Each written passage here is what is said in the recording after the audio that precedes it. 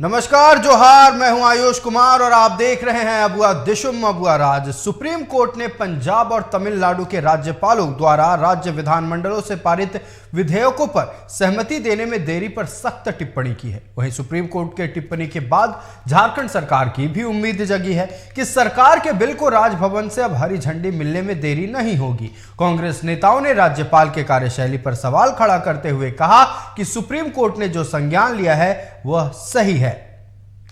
ये साफ है सुप्रीम कोर्ट का। इसको समझाने के लिए अगर बार बार कोर्ट में जाना पड़ेगा तो ये लगेगा कि महामहिम सही मायने में अपने कर्तव्यों का निर्वहन न करते हुए किसी न किसी एजेंडे पे काम कर रहे हैं। इसलिए मुनासिब तो ये होगा कि आज ही के आज जो सुप्रीम कोर्ट का निर्देश मिला है उसके पूरे देश के राज्यपाल जो हैं, विशेषकर झारखंड के राज्यपाल, जो भी विधानसभा से पारित विधेयक है उस पर सहमति देने का काम करें। मैं समझता हूं कि जो फेडरल स्ट्रक्चर था, जो सामाजिक ढांचा था देश का, जो प्रशासनिक स्वरूप था, मैं गृह मंत्रालय में काम किया हूं, इसलिए गवर्नर की भूमिका को मैं मॉनिटर करता था। तो ऐसे सारे सिचुएशन को अगर आप देखा जाए तो वो कॉन्स्टिट्यूशनल पोस्ट की जैसे सभी संस्थाओं की मर्यादा खत्म हुई है, वैसे सुप्रीम कोर्ट ने जो संज्ञान लिया है तो सही लिया है। अब इनके शासनकाल में संविधान की रक्षा करना तो संभव नहीं है, इसीलिए देश जब प्रशासन और शासन और नेतृत्व बदलेगा तभी हम अपने संविधान की रक्षा कर। जेटेट पास अभ्यर्थी सालों से सीधे नियुक्ति की मांग राज्य सरकार से कर रहे हैं, लेकिन सरकार की ओर से सकारात्मक कदम नहीं उठाए जाने से उनका धैर्य टूटता दिखाई दे रहा है। इसी कड़ी में सफल अभ्यर्थी जेएमएम कार्यालय का घेराव करने पहुंचे, लेकिन उन्हें बैरिकेडिंग कर पहले ही रोक दिया गया, जिसके बाद अभ्यर्थियों ने सरकार के खिलाफ नारे लगाए। अभ्यर्थियों के गुस्से को देखते हुए जेएमएम के केंद्रीय महासचिव विनोद पांडे ने अभ्यर्थियों के प्रतिनिधिमंडल से मुलाकात कर सकारात्मक पहल करने का भरोसा दिया है।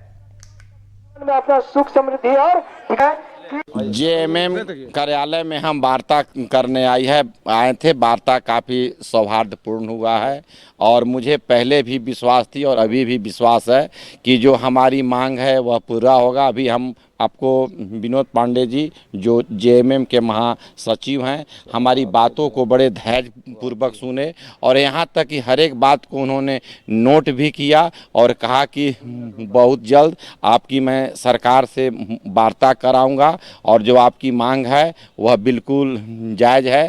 पहले भी हम लोग कहे हैं, हमारी सरकार को सहानुभूति भी है। आप लोग के मांग जल्द से जल्द हम पूरा करेंगे, यही हमारी बात। ओडिशा के राज्यपाल रघुवर दास झारखंड पहुंचे। इस दौरान रांची से जमशेदपुर जाने के क्रम में बुंडू में रघुवर दास अपने प्रशंसकों से मिलने के लिए रुके। इस बीच कार्यकर्ताओं ने गर्मजोशी के साथ रघुवर दास का स्वागत किया। मौके पर रघुवर दास ने सभी झारखंड वासियों को दिवाली और छठ पर्व की शुभकामनाएं दी। बता दें कि इससे पहले रांची एयरपोर्ट पर उन्हें गार्ड ऑफ ऑनर दिया गया। ओडिशा में राज्यपाल पद संभालने के बाद रघुवर दास पहली बार झारखंड आए हैं। ओडिशा के राज्यपाल और झारखंड के पूर्व मुख्यमंत्री रघुवर दास ने इस बार जमशेदपुर स्थित अपने घर पर दीपावली का पर्व मनाएंगे। ये ऐतिहासिक जगह यहाँ भगवान सूर्य का मंदिर भी है। भगवान सूर्य को आराधना करते हुए बुंडू की जनता के साथ साथ झारखंड की जनता को दीपावली के इस शुभ अवसर पर हार्दिक शुभकामनाएं। इसके साथ साथ छठ महोत्सव भी 19 तारीख को है। तो दीपावली और छठ के पवित्र पर्व के अवसर पर समस्त झारखंड वासी बुंडू वासियों को मेरी ओर से हार्दिक शुभकामनाएं। ओडिशा के राज्यपाल का पद संभालने के बाद झारखंड के पूर्व सीएम रघुवर दास पहली बार ओडिशा से रांची एयरपोर्ट पहुंचे, जहां बीजेपी के नेताओं और कार्यकर्ताओं ने उनका जोरदार स्वागत किया। इसके बाद रांची डीसी और एसएसपी की मौजूदगी में उन्हें गार्ड ऑफ ऑनर दिया गया। बता दें कि ओडिशा के राज्यपाल और झारखंड के पूर्व सीएम रघुवर दास इस बार जमशेदपुर स्थित अपने घर पर ही दिवाली का पर्व मनाएंगे।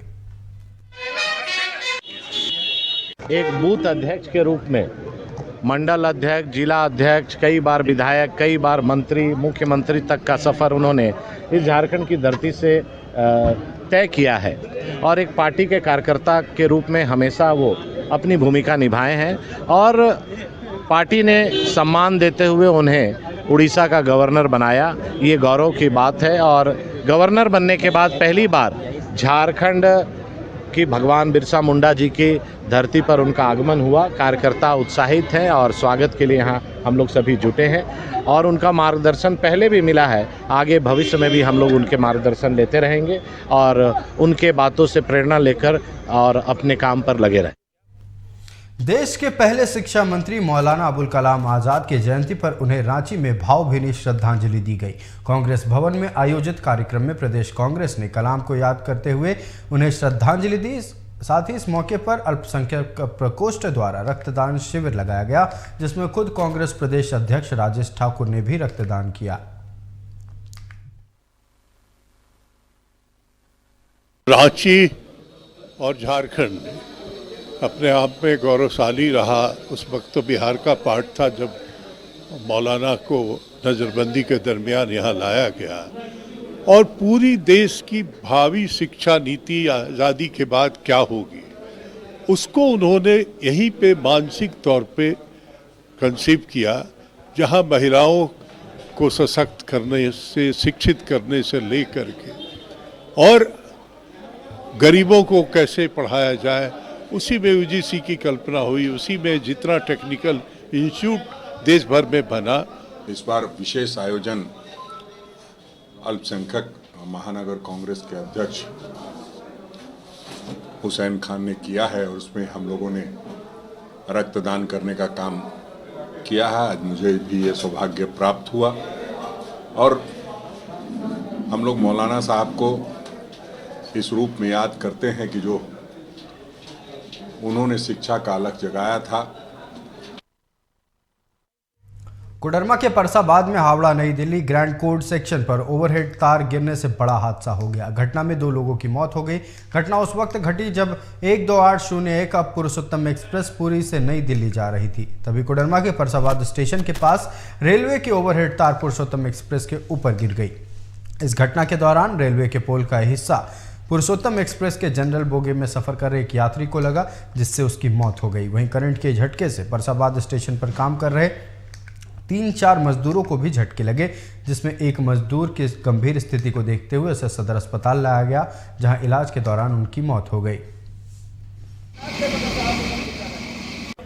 यहाँ पर वो बीच में लड़का बैठा था, आज उसकी रीढ़ की हड्डी में छेद हो गया यहाँ पे पिछले साइड में। और उसके बाद मैं सौरभ कुमार सिंह जो आजमगढ़ जा रहा हूँ, यात्री था, चैन पुलिंग जाके वहाँ किया। पूरे ट्रेन में अफरा तफरी मच गई थी। पूरी ट्रेन में अफरा तफरी, हालत ये हुआ था कि जैसे ट्रेन पलट जाएगी या क्या हो गया है। जब हम लोग उतरे जाके देखे कि वहाँ पर तो इतनी बड़ी लापरवाही रेलवे प्रशासन की है। फरसाबाद में एक घटना घटी, लड़का तो और रेलवे प्रशासन 2 घंटे तक वो लड़का तड़पता रहा, आज तक नहीं इसको उठाने के लिए। यह काम कर रहा है, 10 स्पीड में गया है, वो तार सब छूट के लगा हुआ है। ट्रेन पास कर तार तोड़ते हुए चली गई। हाँ, जिसके कारण क्या हुआ? वो माथा में लगा है। माथा में लगा है। हाँ। और जिसके कारण एक आपके साथी के काम करते के दौरान मौत हो गई। हाँ, मौत हो गई। आप लोग के सामने मौत हुई है। हाँ। क्या नाम इसका है? 24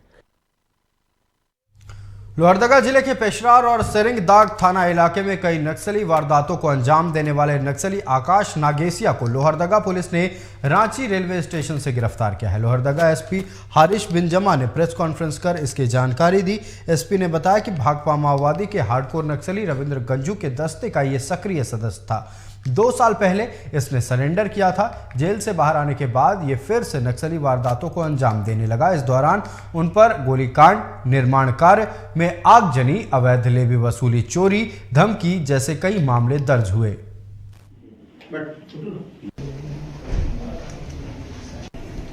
ये एक सरेंडर्ड नक्सल था। तकरीबन 2 साल पहले इन्होंने सरेंडर किया था। उसके बाद से फिर भी ये नक्सली गतिविधियों में सक्रिय थे। इनके खिलाफ तकरीबन 4 से 5 कांडों को दर्ज किया गया था। सरेंडर करने के बाद उन सारे कांड में या तो ये नेम्ड अक्यूज थे या फिर कन्फेशन में इनका नाम आया था। तो इनके बारे में सूचना जुटाने के लिए हमने और अरेस्ट करने के लिए एक टीम बनाई थी, जिसका नेतृत्व पेशरार थाना प्रभारी अख्तर कर रहे थे। एक दिन गुप्त सूचना मिली, गुप्त सूचना के आधार पर टीम बनाई गई और छापेमारी हुई। वक्त है एक छोटे से ब्रेक का, जल्द लौटेंगे।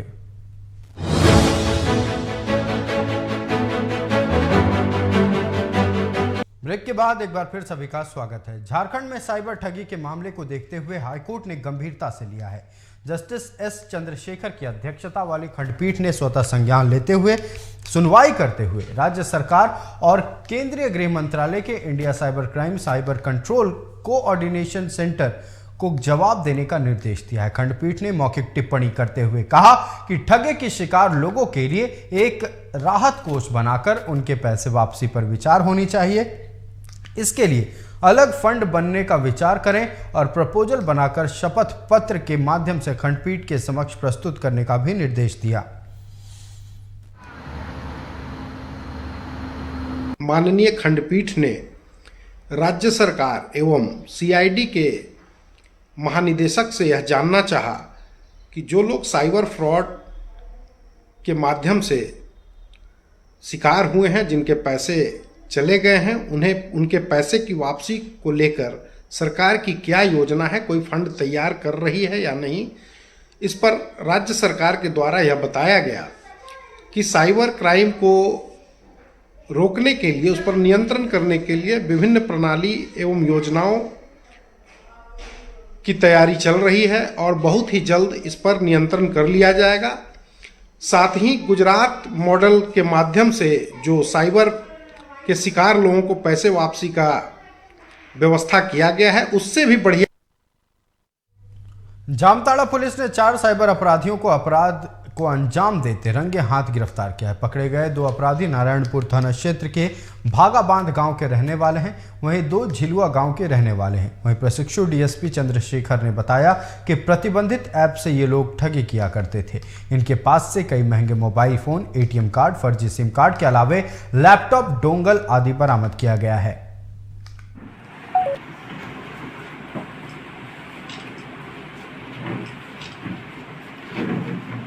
नारायणपुर थाना अंतर्गत ग्राम गंगाडीह एवं ग्राम झिलुआ के नदी किनारे साइबर अपराधियों के विरुद्ध छापामारी किया और 4 अपराधी उसमें पकड़े गए, 2 फरार हो गए। उनके विरुद्ध जो है साइबर थाना में कांड संख्या 60/23 के विरुद्ध आईपीसी के विभिन्न धाराओं एवं आईटी एक्ट के विभिन्न धाराओं के तहत केस दर्ज किया गया है। इनके पास से कुल 18 मोबाइल, जिसमें 3 आईफोन कंपनी है, एप्पल कंपनी के हैं, 26 सिम, 1 आईपैड, 1 केटीएम मोबाइल और 2 वाईफाई डोंगल जब्त किया गया है। गिरिडीह के गावा थाना इलाके के विष्णु टिकर गांव निवासी सुनील यादव की गुरुवार को दिल्ली के समयपुर बादली में संदिग्ध हालत में लाश बरामद हुई थी। शनिवार को उनका शव एम्बुलेंस से उनके गांव विष्णु टिकर पहुंचा। शव के गांव पहुंचते ही परिजनों की चीख पुकार से पूरा गांव गमगीन हो गया। बता दें कि सुनील दिल्ली में रहकर ट्रक चलाता था। सुनील का शव गुरुवार को उसी के ट्रक पर पड़ा मिला था। सुनील मंजीत सिंह खन्ना नामक व्यक्ति का ट्रक चलाता था। गुरुवार की अगली सुबह राजू नामक व्यक्ति ने सुनील के परिजनों को मोबाइल पर सुनील के ट्रक में मृत अवस्था में पड़े होने की सूचना दी। सूचना पर दिल्ली में रह रहे विष्णु टिकर गांव के ही सचिन कुमार घटनास्थल पर पहुंचे। बताया गया कि उसके शरीर पर चोट के निशान थे। इधर इस मामले में दिल्ली के समयपुर बादली थाना में शिकायत दर्ज कराकर पूरे मामले की जांच और दोषी के विरुद्ध कार्रवाई की मांग की गई है।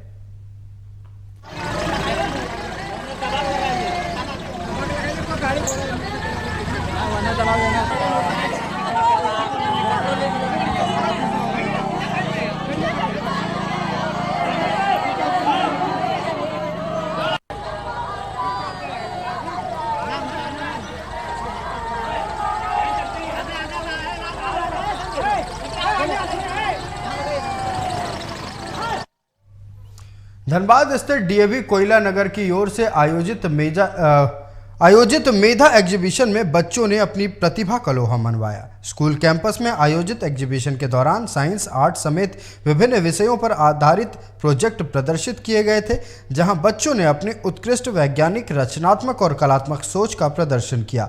बच्चों ने अपने मॉडल के जरिए चिकित्सा के क्षेत्र में भविष्य की क्रांतिकारी संभावनाओं से रूबरू करवाया। बच्चों ने बताया कि आने वाले दिनों में पर्यावरण और तकनीक को लेकर लोगों के जीवन में कई बड़े बदलाव आएंगे, जिसे लेकर किस तरह की तैयारी करनी होगी। कार्यक्रम का उद्घाटन बीसीसीएल के सीएमडी समीरण दत्ता और आईआईटी आईएसएम के डिप्टी डायरेक्टर धीरज कुमार ने संयुक्त रूप से किया। प्रदर्शनी में 450 से ज्यादा प्रोजेक्ट प्रदर्शित किए गए थे। बच्चों की दूरगामी सोच देखकर हर कोई कायल था।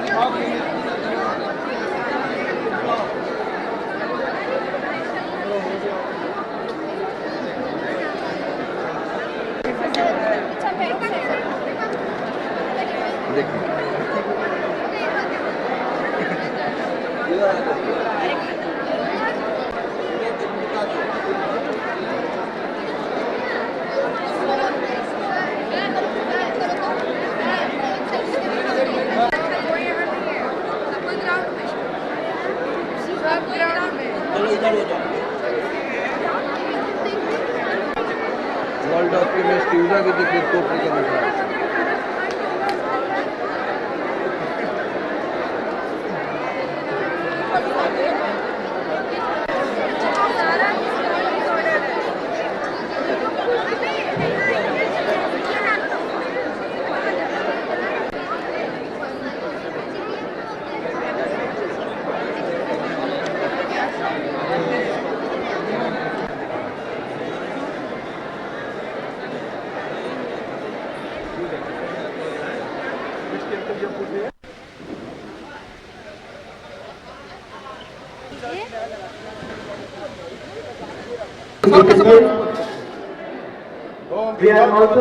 ये हम लोग का मॉडल है हीमोडायलिसिस पे, जो बताता है जब किडनी फेल हो जाता है या प्यूरिफिकेशन का काम नहीं करता, उसकी जगह पे आर्टिफिशियल किडनी जो लगाया जाता है वही उसी का ये मॉडल है। हीमोडायलिसिस जो है वो 2 वर्ड से बना हुआ है। हीमो का मतलब होता है ब्लड और डायलिसिस का मतलब होता है प्यूरिफिकेशन। तो जनरली ये मॉडल ब्लड के प्यूरिफिकेशन के ऊपर है। यहाँ पे आप देख सकते हैं नीचे कि वो उसका पाथवे दिखाया गया है कि कहाँ से वो निकाला जाता है और कहाँ से फिर वो प्यूरिफाइड होके फिर वापस उसको बॉडी में भेजा जाता है। गिरिडीह में तालाब में डूबने से 4 बच्चियों की मौत के मामले में विधायक सुदेव कुमार सोनू ने सभी के परिजनों को मुआवजे का चेक सौंपा। विधायक के साथ अपर समाहर्ता विल्सन भेंगला और सीओ भी मौजूद थे। विधायक ने सभी को 4-4 लाख रुपए का चेक दिया। आपको बता दें कि 19 सितंबर को जिले के पचम्बा थाना क्षेत्र स्थित सोना महतो तालाब में एक साथ 5 लड़कियां डूब गई थी। स्थानीय लोगों ने काफी मशक्कत के बाद एक बच्ची को जीवित बाहर निकाल लिया, लेकिन 4 बच्चियों की निकाले जाने से पहले ही मौत हो चुकी थी। ये सभी करम पूजा के लिए तालाब से मिट्टी लाने गई थी। मरने वालों में 15 से 17 साल की संध्या कुमारी, ममता कुमारी, दिव्या कुमारी और सृष्टि कुमारी शामिल थी। मुआवजे का चेक सौंपने के बाद विधायक सुदेव सोनू ने जिला प्रशासन की तारीफ करते हुए कहा कि उन्होंने इस मामले में त्वरित कार्रवाई की। पोस्टमार्टम कराने के बाद सभी प्रक्रियाओं को पूरा करते हुए आज उनके खाते में 4 लाख रुपया प्रति मृत्यु के दर से 8-8 लाख रुपया करके 2 घरों पर चला गया है। और हमें भी इस दुखद घटना का अफसोस तो ज़रूर है और साथ में इस बात की खुशी है कि हमारे तमाम प्रशासनिक पदाधिकारियों ने बड़ी त्वरित गति से कार्रवाई करते हुए 1-1.25 महीना के अंदर में पीड़ितों को मुआवजे का भुगतान कर दिया। अब हम यह कामना करते हैं कि यह मुआवजा उनके आने वाले ज़िंदगी के लिए कुछ बेहतर करने का। झारखंड विधानसभा के आश्वासन समिति का 1 दिवसीय बोकारो भ्रमण के दौरान जिले के अधिकारियों के साथ समीक्षा बैठक हुई, जिसमें तेनुघाट डैम को पर्यटन स्थल के साथ साथ इलेक्ट्रोस्टील वेदांता में प्रदूषण को लेकर चर्चा की गई। सभापति विधायक दीपक बिरुआ ने कहा कि विधानसभा में आए कुल 40 मामलों में से 10 मामले रद्द होंगे। जानकारी मैं आप लोगों को देना चाहता हूँ कि सरकारी आश्वासन समिति विभिन्न विभागों का मामला था जिसमें 40 मामले जो सरकार के आश्वासन थे उस जिला से संबंधित थे, वो लंबित थे, उसकी हम लोग ने समीक्षा की है। तो उसमें संबंधित सभी विभाग से जुड़े हुए मामले थे। उसमें बहुत सारे ऐसे मामले हैं जिसमें जिला प्रशासन के द्वारा सकारात्मक कार्रवाई ली गई और कम से कम उसमें 10 मामले ऐसे जैसे समीक्षा में आया कि वो ड्रॉप हो सकते हैं और बाकी कुछ मामले राज्य स्तरीय है जिस पर समीक्षा दोबारा होनी है। कई ऐसी जलापूर्ति योजनाएं जो सीसीएल से या सीसीएल के प्रभावित क्षेत्र से है, कई जगह पर पानी सुचारू रूप से चल रहा है और कई जगह पर आपूर्ति बाधित भी है। तो निश्चित रूप से सीसीएल प्रबंधन और राज्य सरकार को जहां भी पेयजल आपूर्ति बाधित है उसको अविलंब चालू करने की दिशा में काम करे। अगर चालू नहीं होती है, एक तो त्योहार का दिवाली और इसके आसपास छठ लगातार त्योहार का समय है और इस त्योहार के समय में भी अगर ग्रामीण को पानी नहीं मिले तो निश्चित दुखद है और जनता में आक्रोश होना स्वाभाविक है। तो पेयजल आपूर्ति सुव्यवस्थित तरीके से नहीं मिलने के कारण गिरवाड़ी के ग्रामीण आज सड़क पर उतरकर आंदोलन कर रहे हैं। सरकार और जिला प्रशासन इसको संज्ञान में ले और अविलंब पानी चालू करने का काम करे। पाकुड़ के लिट्टीपाड़ा में जेएमएम के विधानसभा स्तरीय कार्यकर्ताओं की बैठक की गई। पुराने डाक बंगला परिसर में आयोजित बैठक लगभग 5 घंटे तक चली। बैठक में मुख्यमंत्री हेमंत सोरेन के पाकुड़ दौरे को लेकर चर्चा की गई, साथ ही बूथ स्तर पर पार्टी को मजबूत करने को लेकर भी चर्चा की गई। बैठक की अध्यक्षता पार्टी के जिला उपाध्यक्ष समद अली ने किया। बैठक में विधायक दिनेश मरांडी समेत जेएमएम के कई बड़े नेता मौजूद रहे। तथा जैसे पंचायत कमेटी हमारे झारखंड राज्य के मुख्यमंत्री अभी तक अनुमान है कि 22 तारीख को वो आने वाले हैं। तो 22 तारीख को उनका प्रोग्राम को कैसे सक्सेसफुल बनाया जाए, फिर पार्टी स्तर में जो सदस्यता अभियान है और पंचायत कमेटी है, बूथ कमेटी है, उसका गठन को लेकर के ये बैठक बुलाई गई है। तमाम लिट्टीपाड़ा विधानसभा से चारों प्रखंड से सभी लोगों कार्यकर्ताओं को बुलाया गया। राज्य सरकार के 4 वर्ष पूरा होने पर धनबाद के टुंडी प्रखंड सभागार में सरकार आपके द्वार कार्यक्रम को लेकर टुंडी विधायक मथुरा महतो की अध्यक्षता में बैठक हुई, जिसमें कई जनप्रतिनिधियों के साथ ही बीडीओ और अन्य अधिकारी मौजूद रहे। वहीं विधायक मथुरा महतो ने कहा कि बिजली, स्वास्थ्य, खाद्य आपूर्ति से संबंधित समस्याओं पर विशेष जोर देना होगा। साथ ही कहा कि जिला और राज्य स्तर का मामला हमें दीजिए, हम खुद निष्पादित कराएंगे। यहाँ सबसे ज्यादा उग्र हो रहा था नहीं, लेकिन कुछ लोगों ने अपने बातों। धनबाद में अब 15 साल से पुरानी बस स्क्रैप हो जाएंगी। नए नियम के अनुसार 15 साल से पुरानी बसों को ना तो अब फिटनेस मिल पाएगा और ना ही रजिस्ट्रेशन मिल पाएगा, जिस वजह से वाहन मालिक चिंतित है। वाहन मालिका का कहना है कि इस नए नियम से उन लोगों को काफी नुकसान होगा। साथ ही कहा कि अपने संगठन के साथ बैठक कर ज्ञापन सौंपकर रियायत की मांग रखेंगे।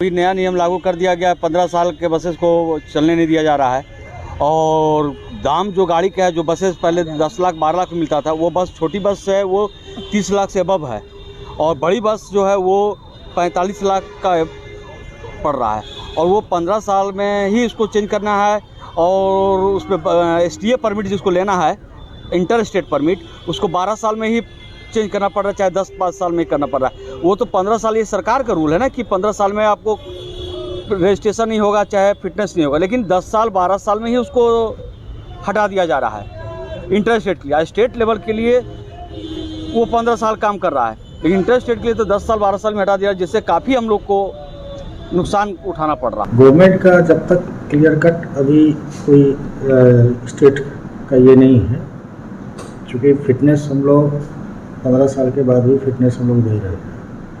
रजिस्ट्रेशन 15 साल के बाद जो प्राइवेट गाड़ियाँ तो जो भी है उसका तो 5 साल के लिए हम लोग दे रहे हैं, लेकिन रेस्ट जो कमर्शियल गाड़ियाँ में 15 साल के बाद री रजिस्ट्रेशन के प्रोविजंस नहीं है। हम लोग वेट कर रहे हैं गवर्नमेंट इस पर क्या डिसीजन लेगी, लेकिन फिटनेस हम लोग दे रहे हैं। आज के इस पेशकश में इतना ही। मुझे दीजिए इजाज़त। जोहार।